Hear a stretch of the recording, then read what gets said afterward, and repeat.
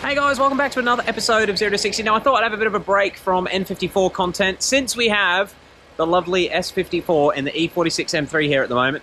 Now this car was on the channel, God, nearly a month ago. Our father actually bought it at auction, sight unseen, huge gamble on something like this, and when we got it the motor was quite ticky.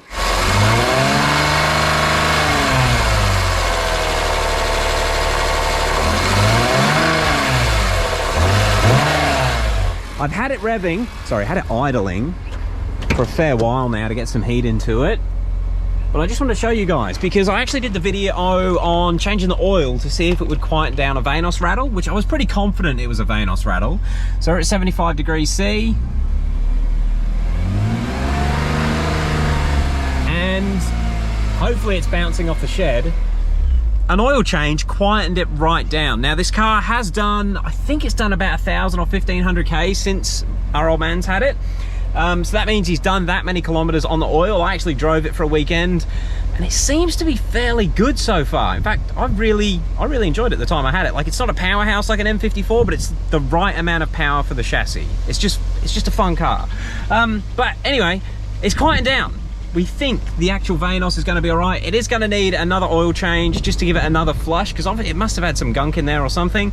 But on this video or episode, what I actually want to do is update the SMG. So this car is an SMG car. He doesn't want to leave SMG forever, but I thought it'd be an interesting video since I was playing with Wing KFP last week so much on my car. We'll see if we can do a module update on the E46. So yeah, let's take it for a bit of a drive, show you guys what this thing drives like, show you how the transmission behaves, and we might do some draggy 60 to 120 times and see if they improve with the CSL tune. All right, I'll just give you another rev.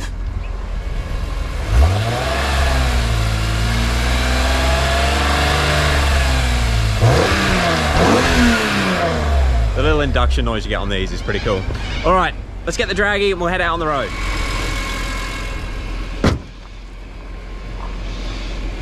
Top tip, always make sure an E46 bonnet's down, or you'll get stuck. All right, so I have actually got the draggy with me, and I'm gonna measure this thing probably just 60 to 120, so I'm not gonna launch it yet. We still haven't had this up on a hoist. I wanna make sure that there's no issues with the subframe before we do an actual SMG launch, which is always very aggressive. But in the sake of learning, I will go and put it through its paces whilst it's moving, and these do shift pretty hard anyway, so interested to see how the CSL shifts vary. Anyway, let's head out. I'm going to show you the cluster cam as we pull out onto the road so you can see how the SMG behaves under normal driving behavior. So we are in automatic SMG mode, and the aggression is set to number 2. That's the level down here. And yeah, unfortunately I automatically lift off on the shifts when I'm driving an SMG, and it just makes them so much smoother. Okay, so we're going to have a bit of an uphill out of a junction. I'll come to a complete stop. Goes back to first.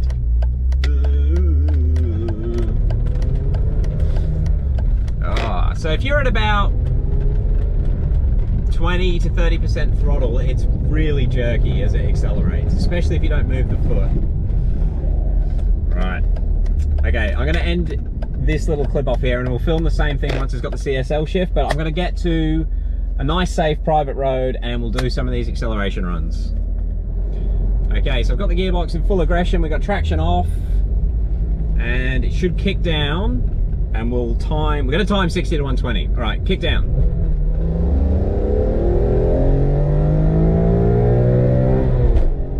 Horrible. Okay. So 5.09, 60 to 120, and the shifts feel horrible. Okay, so let's give that another go. Again, I'm gonna slow down to 40 k's an hour, let it downshift. It's in full auto mode. That way I can't have an impact on how it shifts, I guess. That's what I want to have as a steady sort of platform. Alright, slow down to 40, into second, and flat out.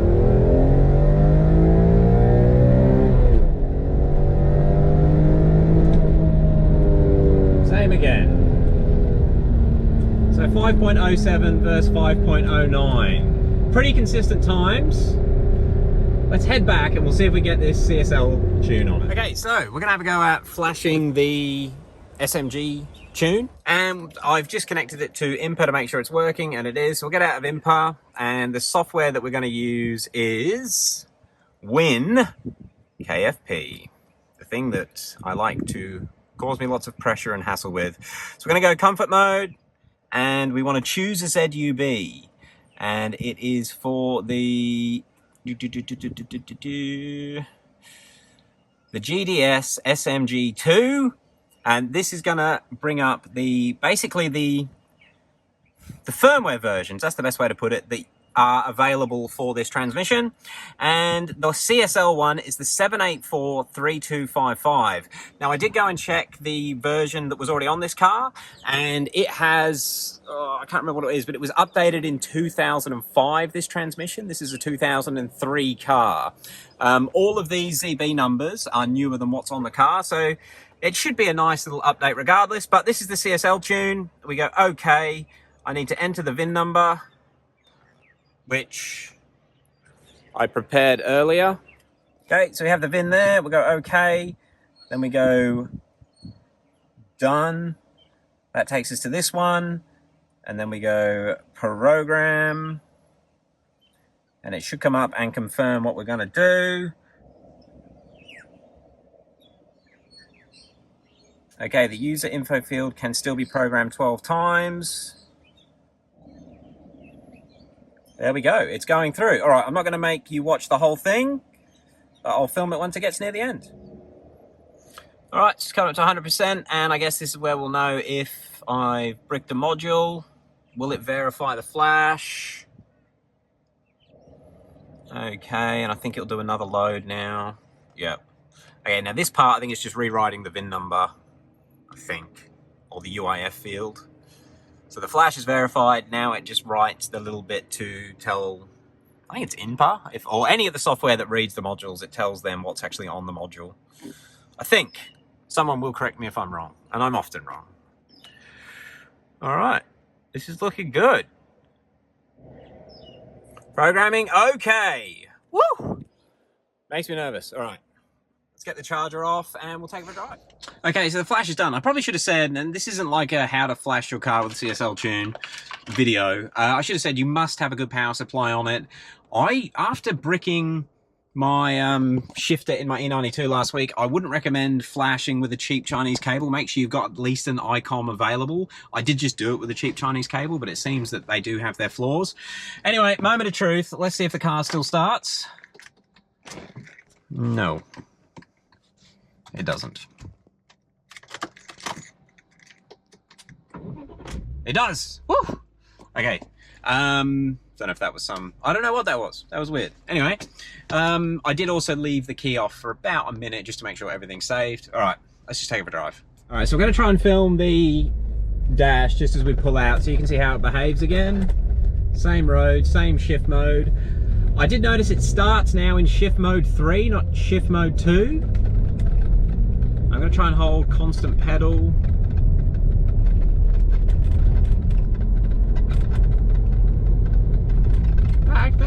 It's probably placebo, but it did feel smoother. Okay, so this is the uphill out of a T-junction. Come to a stop. We have to because there's cars. And we'll try again.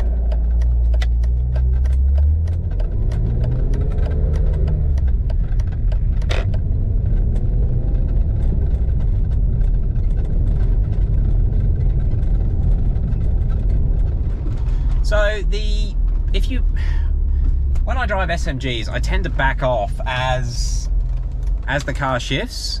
I've just noticed now it doesn't seem to lurch forward as much if I don't back off. So constant throttle, yeah, it doesn't. It's like it doesn't pull the power so aggressively. A little bit then.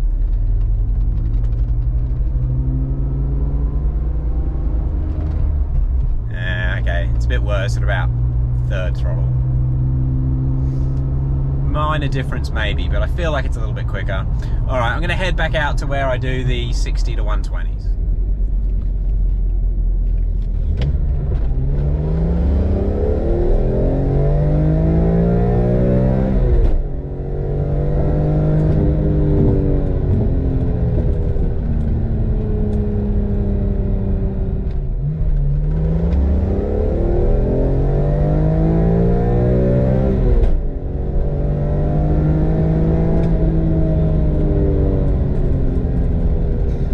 it is exactly the same. It is no faster at all.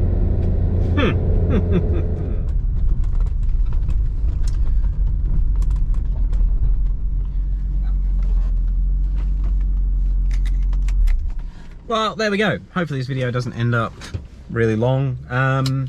Yeah, the E46 M3 that had the Nokia engine isn't too bad. It's now got the CSL gearbox tune on it, and I did a fair bit of driving then that's not on film. And to be honest, there's not a lot of difference between the normal tune that was on this and the CSL. It's no quicker, the CSL, not according to Draggy. We've only got one shift in there, and there's always going to be minuscule variables on every run, but it doesn't feel any quicker, the shifts. The SMGs always feel slow, and keep in mind, I've spent the last week hammering around a tuned DCT, so these just feel horrific, really, speed-wise. But I will say the CSL tune does feel smoother on sort of partial throttle shifts if you're not driving the car yourself. So you can hold the pedal at quarter throttle, and I think it is smoother, and it might be adapting a little bit more, I'm not sure, but I think it feels smoother. However, the tune that was on this transmission was from 2005, so maybe if we had an updated version of the non-CSL tune, those mannerisms would have been adopted anyway. Regardless, I'm glad it's done, because everyone with an E46 M3 is just get the CSL SMG, get the CSL SMG, and it doesn't cost anything if you have wing KFP, so that's pretty good. As for what he's going to do next with this car, I think there's a few little issues it needs to fix with some wiring that throw a fault code every now and again. You may have seen the EML light come up in this footage, or even the SMG light. It's just there's some dodgy wiring under the engine bay that needs to be fixed. It's just power signals. So nothing serious, but other than that, he wants to get an Android head unit and basically just tidy it up, do the trim parts, get it fully detailed, buffed, looking good. And I think he'll probably leave it there. He's not going to do anything crazy with it, because it's not too bad, unless he can convert it to a manual on the cheap. And that'll make this video pretty pointless. Anyway, guys, thank you very much. E46 M3 is doing well. We'll catch you on the next one.